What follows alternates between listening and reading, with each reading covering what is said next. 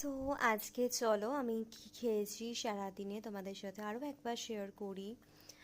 চেষ্টা করছি প্রত্যেক দিনই যাই করছি যাই খাচ্ছি সবটাই ব্লগে শেয়ার করার। তো আজকে দুপুরে লাঞ্চ ছিল জিওল মাছের ঝোল আলু দিয়ে, মুসুরির ডাল, আর হচ্ছে আলু পটল পোস্ত ছিটিয়ে ভাজা, সাথে ভাত। অবভিয়াসলি ব্রেকফাস্টটা স্কিপ করে গেছিলাম, আজকে শরীরটা একদমই ভালো ছিল না।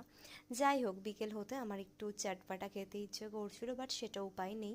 তো একটু টিফিন স্টাইলে আমি কিন্তু একটা চাউমিন বানিয়ে নিয়েছিলাম একটুখানি ডিম দিয়ে।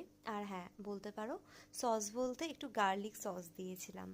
তারপরে অনেকক্ষণ আর কোনো খিদে পাইনি, খাবো না ভেবেছিলাম, কিন্তু মা বললো রাতে না খেয়ে শুবি, অল্প একটু মাছের ঝোল দিয়ে ভাত খা আর একটু ডাল দিয়ে ভাত খেয়ে নে। আমাদের বাড়িতে মাছ খাওয়াটা রাতে উঠেই গেছে বলতে গেলে, তবুও মা বাবা জোর করাতে একটুখানি খেলাম। আর এরপরে খাবো অনেকগুলো medicines. That is for today.